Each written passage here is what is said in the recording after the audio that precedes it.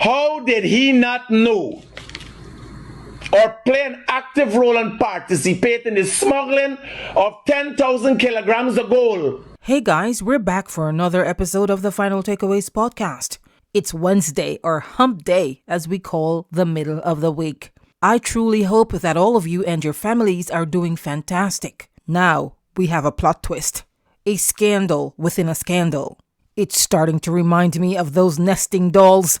When you think that's the last one, there's another. Oops.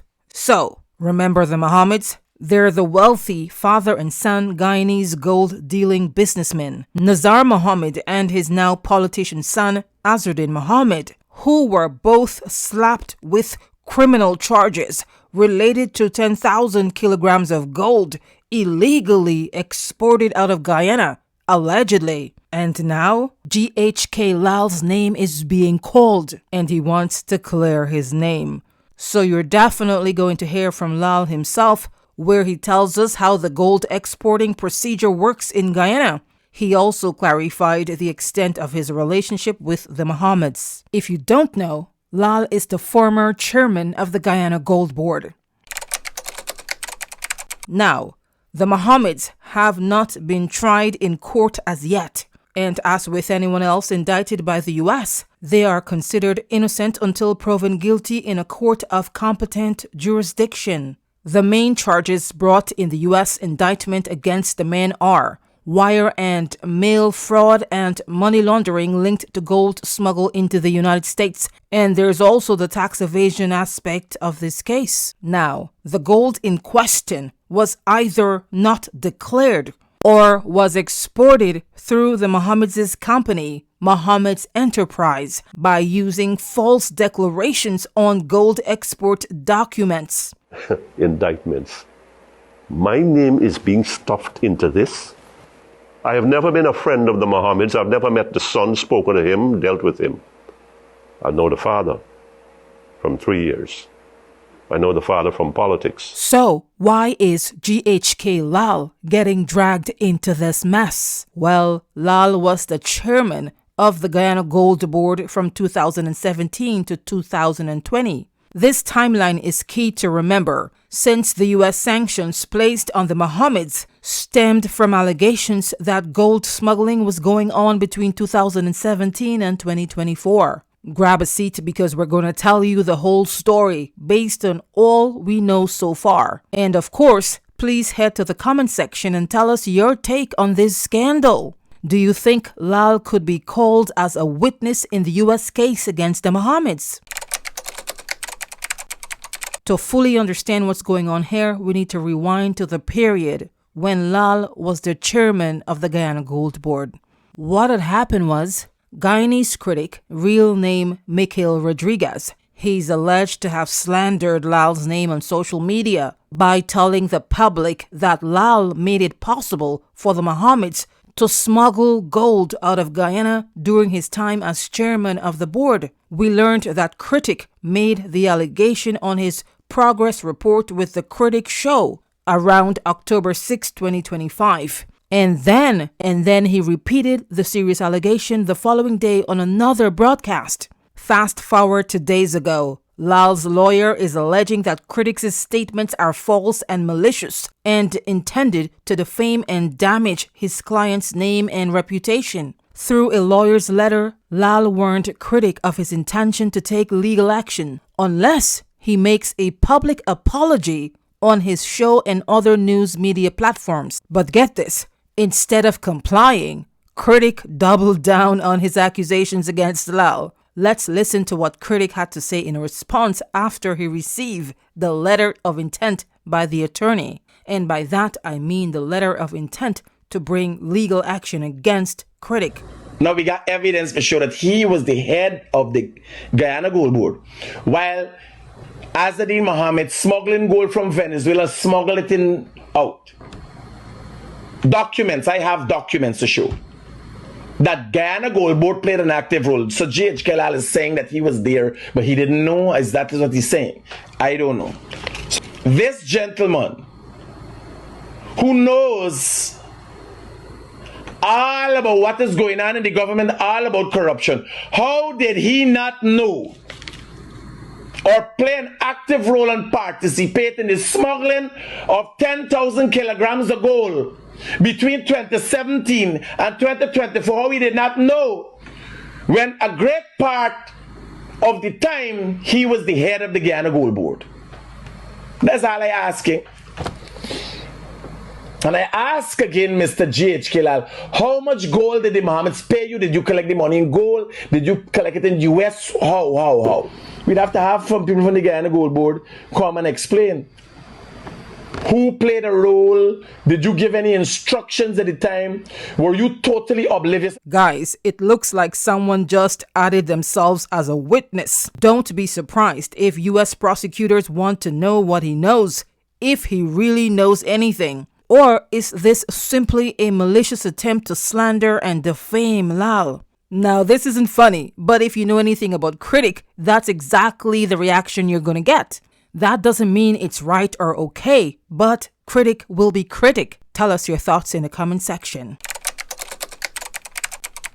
Before we continue, here's a quick tidbit about the Guyana Gold Board.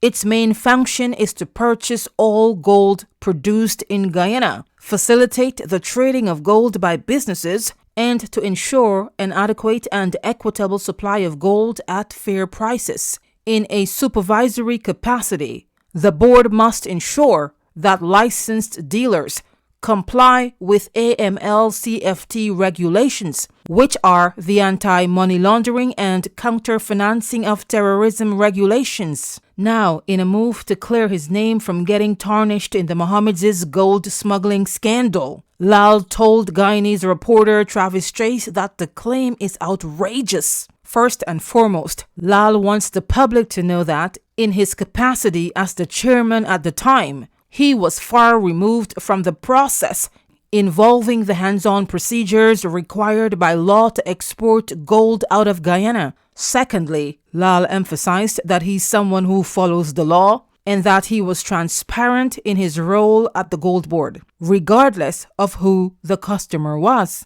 In other words, it was not open season or a time for friends, family, and favorites. He wants the public to know that he took a, quote, very rigid and disciplined approach to how I dealt with every customer of the Guyana Gold Board.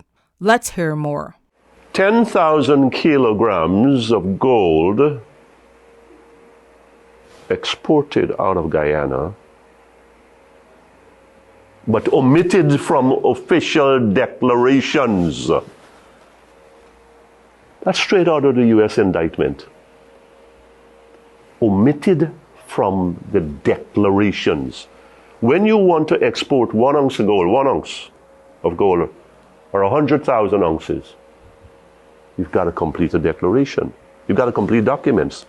It comes to the Guyana Gold Board, and arrangements are made, reviewed, and arrangements are made.